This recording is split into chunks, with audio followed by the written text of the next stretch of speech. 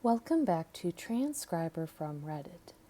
Today's topic comes from the Pocket website, located at getpocket.com. Today's article will be linked in the description below. Today's article is titled, How to Tell If You're a People Pleaser, the 8 Signs You're Too Nice and Why It's Impacting Your Well-Being. Underneath the title, it reads, Yes, there is such a thing as being, quote, too nice, end quote, according to a psychologist. This was written by stylist Amy Beecham. I'm reading this article today for all of us who grew up with some kind of religious trauma and were trying to put down some decent boundaries in our lives. The picture underneath the title is of a brown-skinned, black-haired lady reclined back on a, I would say, dark teal chair, and the background is a darker beige. The woman looks tired as she sits slumped back in the chair, with a white blanket over her lap, and above her there's the white outline of a battery with the very end of it being filled with a stripe of red. Underneath the picture it reads, Yes, there is such a thing as being, quote, too nice, end quote, according to a psychologist. When it comes to the people we love, we often put their needs over ours and do everything we can to make them happy. Caring for and protecting other people's feelings is what helps us to form some of the deepest and most meaningful relationships in our lives. However, when the balance of putting others' needs before our own becomes too skewed, it's an indication that something needs to change. Though it might sound strange, sometimes we can be too nice. Sociotropy, more informally known as people-pleasing, is defined as the tendency to value relationships over personal independence. Often, people fear losing relationships and alter their behavior to avoid conflict, even if it has a detrimental impact on their own well-being. In an Instagram post liked over 56,000 times, psychotherapist Amber Elizabeth Smith broke down 8 signs that you're being, quote, too nice, end quote, and how to recover from people-pleasing. Setting boundaries and prioritizing your own well-being isn't something that happens overnight, but acknowledging the signs and making simple steps towards putting yourself first is always a good place to start. This next part is in bold. You will drop what you are doing to help another person, even if it means sacrificing something important to you. In bold. If you're a classic people pleaser, you'll often prioritize the needs of others before your own. This isn't necessarily a bad thing, but when you find yourself compromising regularly, it could be a sign that you're in a one-sided relationship and clear boundaries are needed.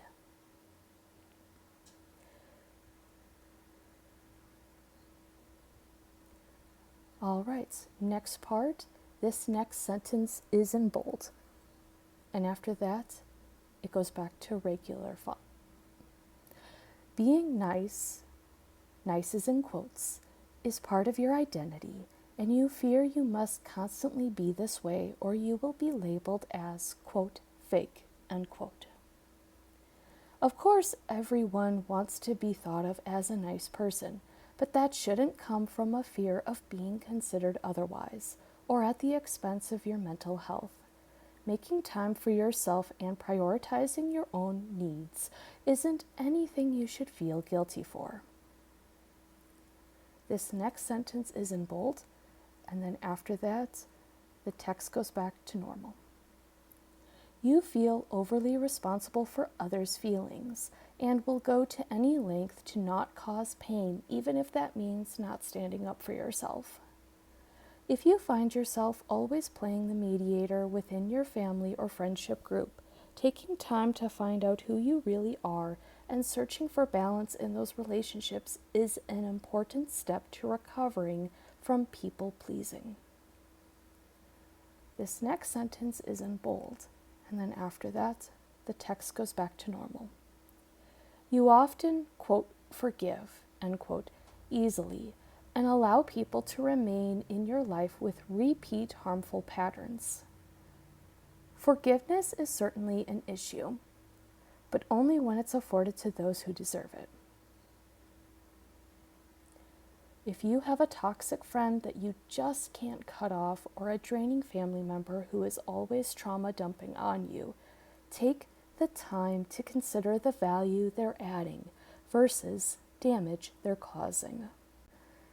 If keeping them in your life causes more stress than joy, it may be worth tackling the uneven power balance with them or taking a break to reassess the relationship. Underneath that last sentence is a picture with a yellow background where we see the blue outline of a male head and shoulders and the red outline of a female head and shoulders, leaning towards each other, combining in the center with their faces polar opposite, forming a dark, dark outline. I continue reading. This sentence is in bold, and then the next sentences after that are regular text. When you think someone is upset with you, you begin to people please, compliment, and try harder for their approval. Though it can be difficult to remember in the moment, when someone behaves badly, it's up to them and not you to fix the situation. Modifying your behavior to accommodate theirs only sets an unhealthy precedent and makes you being the one to compromise the norm. This next sentence is in bold, and the sentences after are in regular text. You have a history of being, quote, nice, end quote, to avoid harm, and this has become a survival skill. Nobody wants to deal with conflict when they don't have to, but if you find yourself bending over backwards to keep the peace, you'll likely be dealing with a lot of emotional burden. Freeing yourself from the expectations of others is both liberating and good for your mental health. This next sentence is in bold. The sentences after are in regular text. You tell people, quote, it's okay, end quote, and comfort them after they hurt you, even though it really isn't.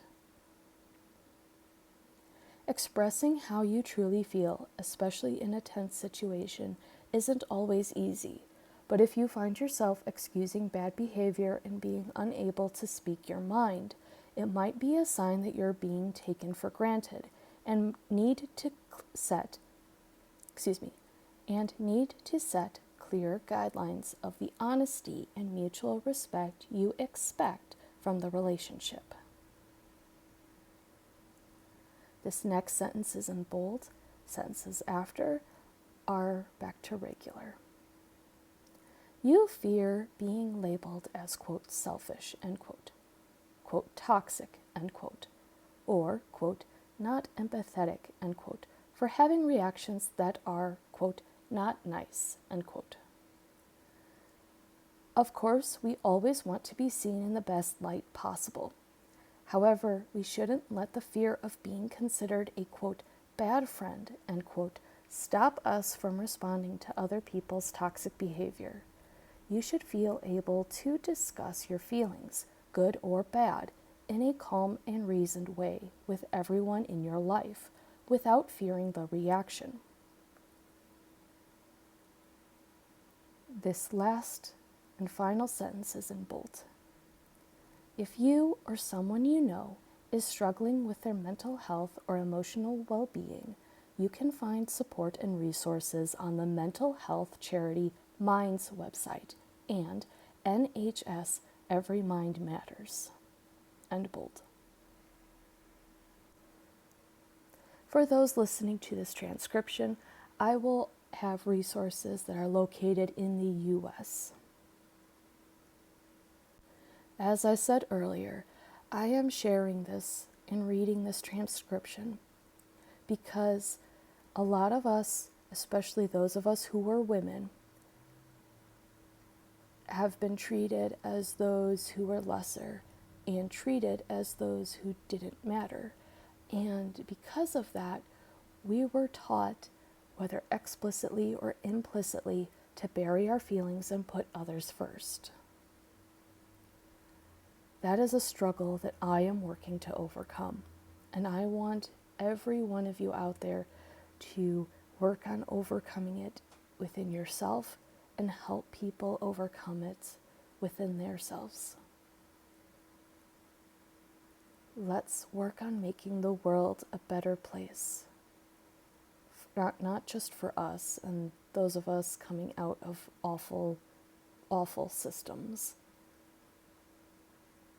but also for those who will come after us. That concludes today's video. Please consider liking, subscribing, sharing, leaving a comment down below, and I will see you in the next one. Thank you.